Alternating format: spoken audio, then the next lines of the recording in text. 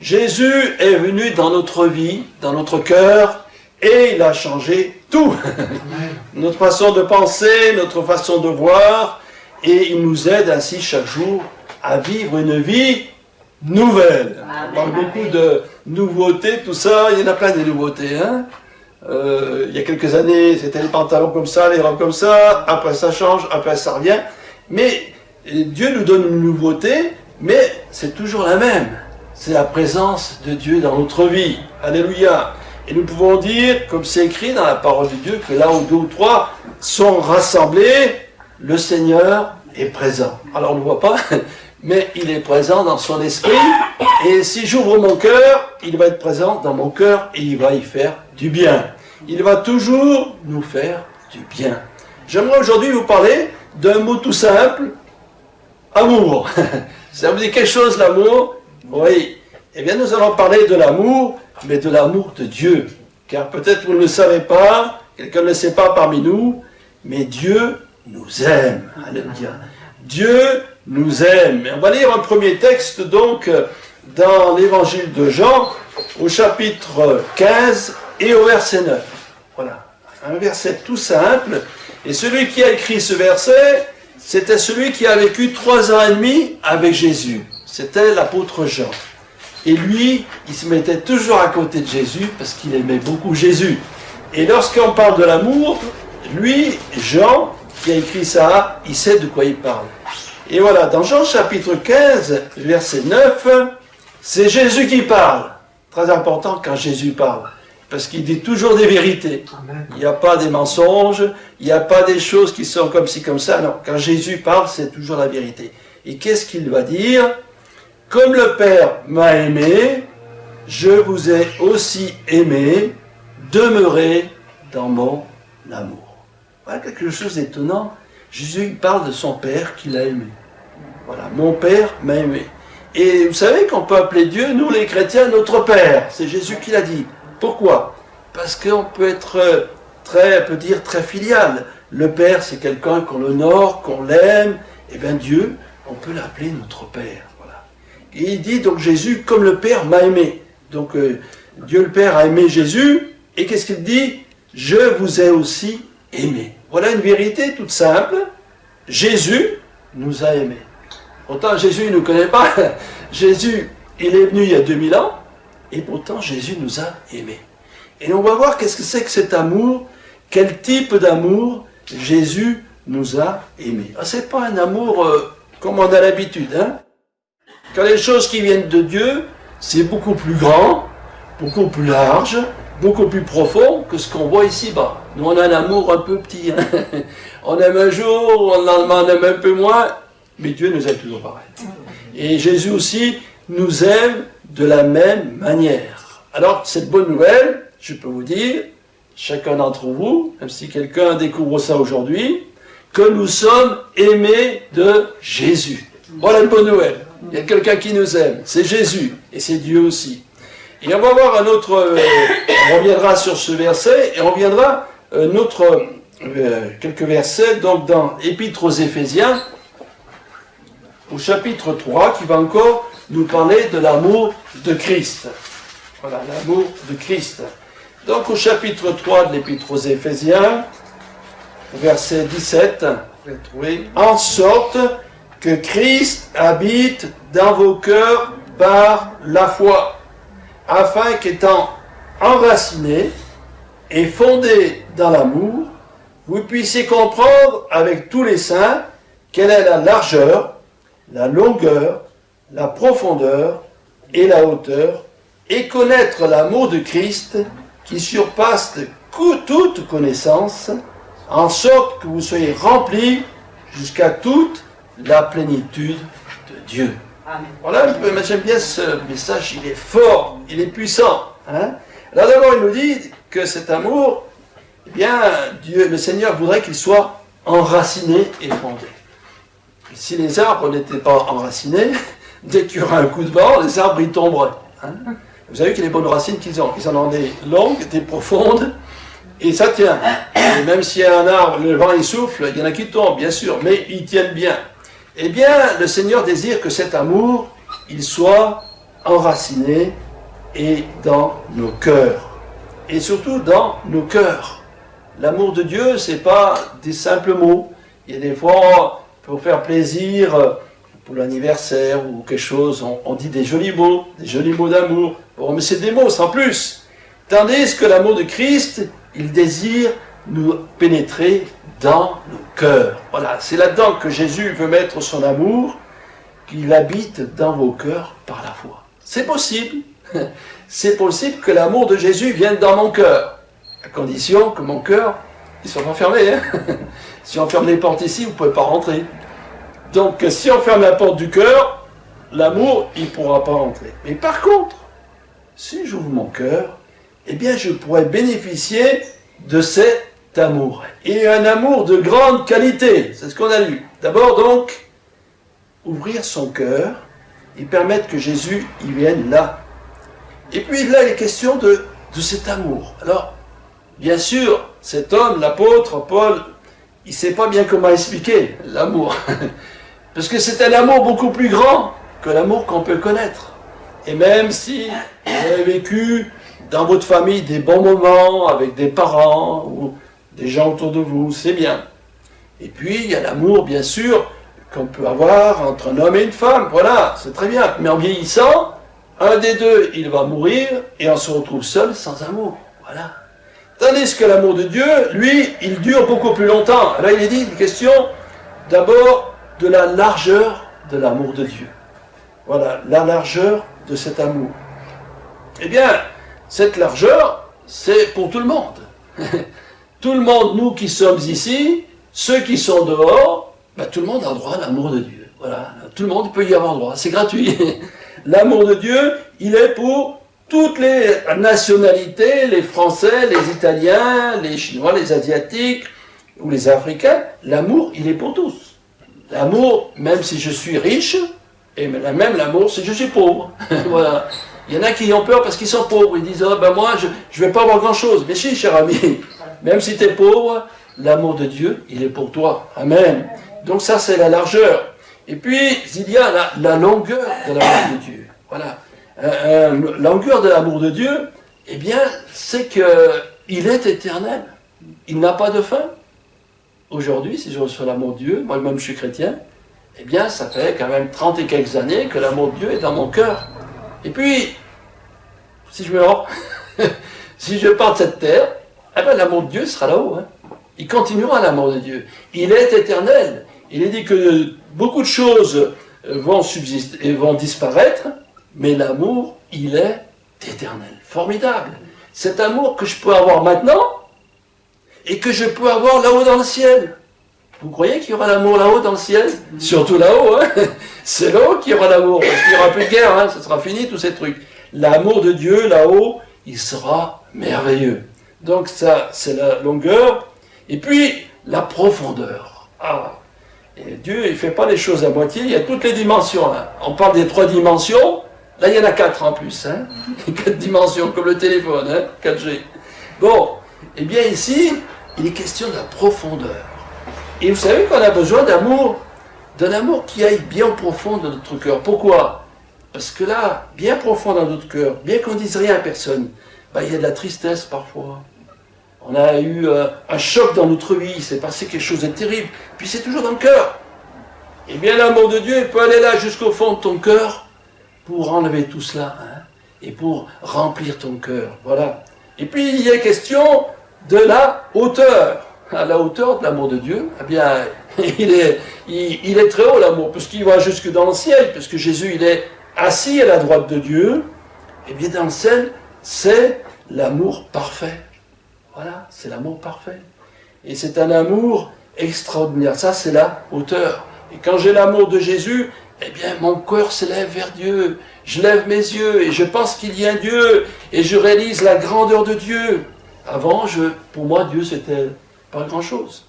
Mais quand l'amour de Dieu vient à moi, eh bien, j'arrive à comprendre que Dieu est puissant, que Dieu est grand, que Dieu est le Créateur, que lui, il nous a tous créés, formidable. Il réalise aussi qu'il a préparé quelque chose dans le ciel pour moi, pour chacun d'entre nous. Jésus a dit à ses disciples, qu'il allait leur préparer une place. Voilà, il ne les a pas oubliés. Hein. Ces 12 disciples qui ont vécu avec Jésus, eh bien Jésus leur a préparé une place dans le ciel. Je vais vous préparer une place. C'est bien ça, hein. Il y a la crise du logement, mais là-haut, il n'y a pas de crise du logement. Hein. Jésus, si je donne ma vie à Jésus, il y a déjà une place dans le ciel. Ben c'est bien, hein. C'est intéressant. Alors là, ça fait penser à un témoignage de ceux qui ont reçu Jésus comme leur sauveur personnel. Une chrétienne, que peut-être quelques-uns connaissent, qui est un peu âgée, a vécu quelque chose de très dur. Son mari est mort subitement, brutalement, d'une mort atroce, on peut dire, et elle se retrouvait veuve avec 7 enfants. Alors, c'est une femme qui s'habille en noir, qui était fermée les volets, tout ça, d'une détresse incroyable. Et puis on a été la visiter, et d'autres avec des chrétiens, il y a peut-être plus de 20 ans de ça, on lui a parlé de Jésus-Christ. Et cette femme a eu du mal à comprendre tout cela. C'est vrai, quand on passe par un malheur, et qu'on parle d'amour, c'est difficile à expliquer. Mais son cœur s'est ouvert, et puis elle est venue entendre l'évangile. Elle était triste, elle était découragée, il y avait vraiment un visage très, très marqué par la souffrance. Et petit à petit, son visage fermé commençait à être plus détendu. Elle a écouté la parole de Jésus. Elle ne comprenait pas bien, mais elle a reçu l'amour de Christ. Alléluia. Et cette femme, petit à petit, elle a été relevée, elle a été consolée. Et comme il y a un autre récit dans la Bible qui nous parle de la veuve de Naïn, voilà, son mari était décédé, son fils aussi. Et puis Jésus a ressuscité son fils. Voilà, elle a retrouvé la joie. Mais cette femme aussi, elle a progressivement, tout doucement, elle a compris que Jésus était son sauveur. Et puis un jour, elle s'est engagée dans la foi. Et puis elle a chanté dans une chorale. Et maintenant, elle est très âgée. Voilà. Et vous pouvez la rencontrer. Et cette femme, voilà, elle a découvert l'amour de Christ. Et c'est l'amour de Christ qui a changé sa vie. On aurait pu lui parler, lui expliquer un tas de choses. On ne peut pas. Quand on a une grande souffrance, s'il n'y a pas la présence de Dieu, s'il n'y a pas l'amour de Christ, il n'y a rien qui se passe. Vous êtes d'accord? Il faut vraiment, qu'il se passe quelque chose. Ça, c'est un témoignage. On retrouve un autre témoignage, c'est intéressant de voir ce que le Seigneur a fait dans une vie, avec une femme. Jésus, un jour, il est dans une ville dans une région, la Samarie, et les Samaritains, les Juifs, ça passait pas du tout, ça n'allait pas du tout, mais Jésus, il a été là, et il a rencontré une femme étrangère, il lui a parlé, et à un moment donné, il lui a dit, tu as eu 5 maris, et celui avec lequel tu vis n'est pas ton mari. Et cette femme, elle a été étonnée que Jésus connaisse sa vie. Et oui, Jésus connaissait la vie comme il connaît la nôtre. Et finalement, qu'est-ce qui s'est passé pour cette femme? On ne sait pas. C'est une femme, elle a connu un mari, elle espérait avoir le grand amour, puis elle a été déçue peut-être. Elle a eu un autre mari. Elle a toujours espéré être heureuse, elle n'a pas été heureuse. Mais lorsqu'elle a rencontré Jésus, cette femme samaritaine, elle a découvert vraiment un amour vrai, un amour pur, un amour durable. Amen. Parce que ce que Jésus veut nous donner, c'est d'une autre qualité. C'est un amour pur. Jésus était sans péché. Et l'amour que Jésus veut nous donner, il veut agir. Il veut nous donner de vivre dans la pureté. Un autre exemple, il s'agit, dans les années 1950, d'un chef de gang, certains connaissent parmi nous, qui s'appelait Nicky Cruz. Voilà cet homme violent. Il y avait à l'époque des bandes de 100 à 200 hommes là, qui semaient la terreur un peu partout. Il y avait les bagarres entre rivaux, il y avait la drogue, il y avait tout ce qu'il fallait pas. Et puis, il y a un pasteur, un homme de Dieu courageux, qui a eu l'appel pour aller parler à ces jeunes. Car dans son cœur, sûrement qu'il sentait qu'il y en a qui avaient besoin de Jésus. Pourtant, c'était des hommes violents. Et à un moment, il se trouve avec ce chef de bande, avec Nicky Cruz. Et Nicky Cruz qui le frappe, qui le menace. Et lui qui lui dit tranquillement, même si tu coupais en 1000 morceaux, chaque morceau te parlerait de l'amour de Dieu. Et là, Nicky Cruz, il a été touché. Lui, le violent, lui qui était sûr l'a confronté à l'amour de Dieu, eh bien, il s'est rendu compte vraiment de son péché et de sa misère. Oui, beaucoup d'hommes et de femmes peuvent témoigner que l'amour de Christ a changé leur vie.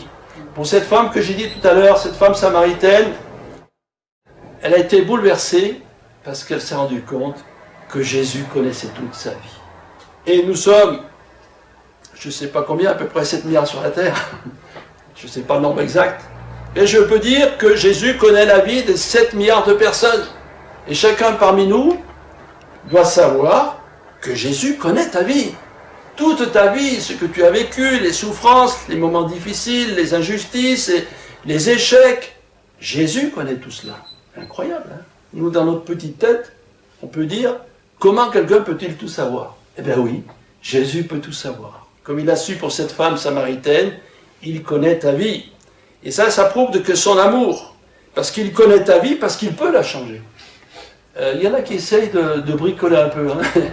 Ils vous disent, bon, ça va pas, tu fais ceci, ça va peut-être marcher. Ah, ça va pas marcher. Tu fais cela. Tu prends ce médicament, ça va pas marcher, tu prends un autre. Jésus ne se trompe pas. Il dit une chose, il sait la chose, et ce qu'il dit de faire, ça réussit toujours. Amen. Ça réussit toujours. Parce que lui connaît parfaitement notre vie, il sait qu'on a besoin de cet amour. Donc ainsi, pour quelqu'un qui découvre les choses de Dieu, on peut dire, Jésus connaît ta vie, et il a le moyen de changer ta vie. Il a la possibilité de te donner ce que tu as besoin. Qu'est-ce qu'on a besoin aujourd'hui? D'abord, on a besoin d'amour, comme j'ai dit de ses frères. On a besoin de la paix, on a besoin de la joie. Comment peut-on être heureux si on a la crainte, si on est dépressif, tout ça? Non, il nous faut l'amour, la paix et la joie. Concernant la paix, Jésus a dit qu'il est le prince de la paix. Il dit, je vous donne ma paix, je vous laisse ma paix, je ne vous donne pas comme le monde la donne. Voilà. Voilà les choses formidables que le Seigneur veut faire. Il veut nous donner une nouvelle vie, une nouvelle direction. Maintenant, comment peut-il faire cela? Eh bien, il peut le faire simplement par, on va lire un verset, si vous voulez, dans Romains chapitre 5, verset 8. Voilà, voilà qu'est-ce qu'il est dit concernant Jésus. Comment cela peut-il se faire, que cet amour vienne dans notre vie? Eh bien, il est dit au verset 8, « Mais Dieu prouve son amour envers nous, lorsque nous étions encore des pécheurs, Christ est mort pour nous. » On a la preuve, là. On a la preuve de l'amour de Dieu. La preuve que Dieu nous aime, c'est que Jésus a donné sa vie pour chacun d'entre nous. Il n'était pas obligé de le faire. Jésus, lui, il n'a jamais péché. Lui, il est le Fils de Dieu. Eh bien, comme il nous aime, comme il veut pas voir dans nos malheurs, comme il nous voit dans la tristesse, dans la maladie, tout cela, il a accepté, lui, de prendre notre place. Je connais une famille où le garçon, un homme déjà, eh bien, il était dans une barque, et la barque a chaviré, et il a voulu sauver celle qui était dans la barque, la dame. Donc il l'a sauvée, et lui, il est mort. Il est mort pour qu'elle soit sauvée. Eh bien, Jésus, lui, il nous voit dans nos difficultés, dans notre malheur, mais aussi, malheureusement, dans nos péchés. On a tous péché. On a tous fait des choses qui sont contraires à Dieu. Et à cause de ça, on est condamné à l'enfer. Mais Dieu prouve son amour envers nous. Voilà. La preuve, c'est que Christ a accepté pour moi de mourir à la croix. Et tu peux le dire ton nom, tu peux dire moi tel nom. Eh bien, je réalise que Jésus est mort à la croix pour moi. Et qu'ainsi, je peux, en acceptant le Christ, avoir la vie éternelle. Voilà toutes ces choses importantes qui vont peut-être nous inciter à vraiment chercher cet amour et à recevoir l'amour de Christ. Est-ce que c'est compliqué de recevoir l'amour de Christ? Est-ce qu'il faut faire des choses importantes? Est-ce qu'il faut donner de l'argent? Non. Est-ce qu'il faut faire certaines cérémonies? Non. Ah bon? C'est si simple que ça? Oui, c'est tout simple. Et quand on lit la Bible, on voit, comme j'ai dit, Nicky Cruz, qui était pourtant un bagarreur, il des meurtres et tout, eh bien, il acceptait Jésus. Ou quelqu'un, peut-être qui a une vie tout à fait normale, mais qui a le péché dans son cœur, il peut accepter Jésus. Pas besoin d'argent, Ce qu'il faut, c'est croire en Jésus-Christ. Il y a ce verset dans Jean 3,16, on peut le lire aussi, c'est intéressant. Voilà, c'est Jésus qui parle là aussi, c'est très important. Hein?